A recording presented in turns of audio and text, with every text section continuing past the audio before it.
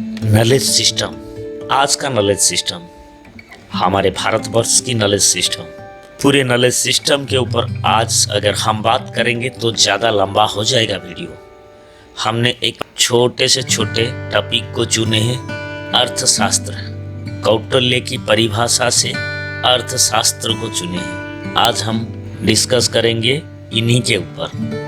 कौटिल्य ने यथार्थवादी विचारधारा के समर्थक थे, जो सैन्य साधनों के बजाय राजनीति के माध्यम से शक्ति को अधिकतम करने की सलाह देते थे।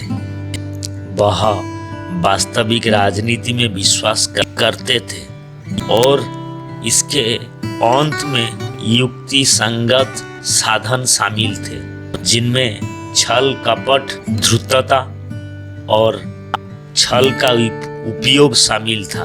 वह प्राकृतिक शास्त्र अवधारण के आधार पर युद्ध में जाने को उचित ठहराता है, जिसमें कहा गया है कि यदि शत्रु को समाप्त नहीं किया गया तो शत्रु किसी समय राजा को समाप्त कर देगा। इसी के ऊपर आज के टॉपिक रहेगा। स्वागत है दोस्तों, आज की इस टॉपिक पर, नॉलेज टॉपिक में आप सभी का स्वागत है। इंडियन नॉलेज सिस्टम क्या है, इसके बारे में भी आज हम जानेंगे। तो देर ना करते हुए चलिए टॉपिक के ऊपर आज के टॉपिक की शुरुआत करते हैं। Indian knowledge system under graduate पाठ्यक्रमों में Indian knowledge system IKMS Indian knowledge system को शामिल किया गया है। इसके लिए देश भर के कई उच्च शिक्षा संस्थानों का चयन किया गया है। आइए आज हम जानते हैं उन चयनित केंद्रों में IIT Kanpur, IIT Bombay, IIT BHU, Delhi विश्वविद्यालय का आर्यभट्ट कॉलेज और पुणे का ट्रिनिटी कॉलेज ऑफ इंजीनियरिंग भी शामिल है। हम प्राचीन भारतीयों के बहुत आभारी हैं, जिन्होंने हमें गिनती करना सिखाया, जिसके बिना अधिकांश आधुनिक वैज्ञानिक खोज में असंभव होती है। ये अल्बर्ट आइंस्टाइन ने हमें बताए हैं। भारतीय सभ्यता ने ज्ञान को आध्यात्मिक महत्व दिया है।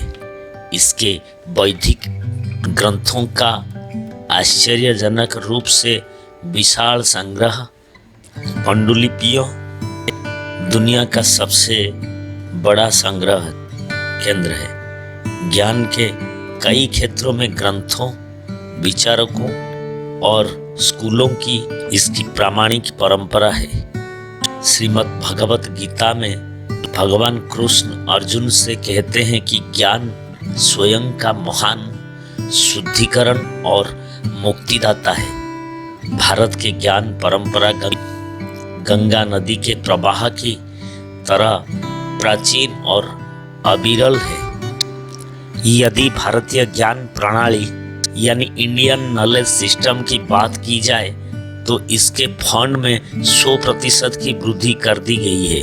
इस बार बजट में 100% की वृद्धि किया गया है। वहीं UGC द्वारा जारी की गई इंडियन नॉलेज सिस्टम कोर्स की गाइडलाइंस में कहा गया है कि सभी उच्च शिक्षा संस्थानों को कोर्स से जोड़ा जाएगा। शिक्षा नीति के आधार पर ही UG और PG स्तर पर भारतीय ज्ञान परंपरा के कई नए कोर्स सुनाए गए हैं।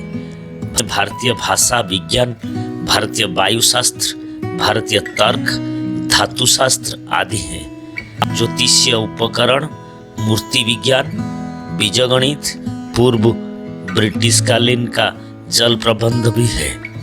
दोस्तों, पौराणिक मान्यता के अनुसार राजनीति के प्राचीन भारतीय स्वामी कौटिल्य, भीष्म या विदुर ने हमेशा राजनीतिक विचारधाराओं के स्थान पर वास्तविक राजनीति का मार्ग अपनाया है। हालांकि ऐसे निश्चित सिद्धांत और सिद्धांतों से जिन पर शास्त्रीय भारतीय राजनीति की नींव आधारित थी।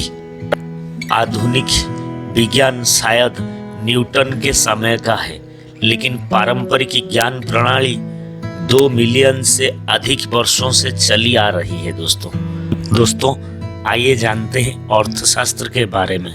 हमें अर्थशास्त्र के नाम जब सुनने में आता है, उससे पहले हमको पुराने परंपरा और रीति नीति के ऊपर नजर डालते हैं तो कौटिल्य, चाणक्य या विष्णुगुप्त के नाम से भी जाना जाता है। ये जो कौटिल्य नाम है, ये चाणक्य या विष्णुगुप्त की नाम से जाना जाता है। राजा चंद्रगुप्त मौर्य ने जब 370 से लेकर 293 ईसा पूर्व के मुख्यमंत्री थे और इनका दिमाग तेज थे, जिसके कारण मौर्य साम्राज्य का एकीकरण हुआ और भारत के स्वर्ण युग की शुरुआत हुई। इसने राजा अलेक्जेंडर के उत्तराधिकारियों के खतरे को भी समाप्त कर दिया। इस रणनीति ने पूरी भारतीय उपमहाद्वीपों को एकजुट करने में मदद की और भारतीय राष्ट्र की अवधारण के लिए बीज बोया। मौर्य साम्राज्य न केवल पूरे उपमहाद्वीपों में फैला था, बल्कि पश्चिम में फारस की सीमा तक और पूर्व में म्यांमार की सीमा तक फैला हुआ था। कौटिल्य द्वारा प्रतिपादित रणनीति ग्रंथ अर्थशास्त्र था, जो एक राज्य पर शासन करने और अपने दुश्मनों को हराने की कला का एक व्यापक संग्रह था। अर्थशास्त्र 15 पुस्तकों का एक विशाल संग्रह है, जो 150 अयोध्या, 180 खंडों और 6000 श्लोकों में विभाजित है। अर्थ का संस्कृत अर्थ धन है, लेकिन कौटिल्य का अर्थ किसी राष्ट्र की संपत्ति के 2 प्रमुख स्तंभ होती है, उसका क्षेत्र और उसका प्रजा। ये ग्रंथ मूल रूप से शासन की कला पर एक ग्रंथ है और इसमें समाज के आंतरिक रूप से कार्य करने के लिए और एक राष्ट्र राज्य के रूप में बाहरी संबंधों में आवश्यक सभी पहलुओं को शामिल किया गया है। इस प्रकार अर्थशास्त्र में स्थान दिया गया है। दोस्तों, प्राचीन भारतीय ग्रंथों में युद्ध का अध्ययन सैन्य संघर्ष के गतिशील आयामों में मानव स्वभाव के स्थायी गुणों की जांच करता है।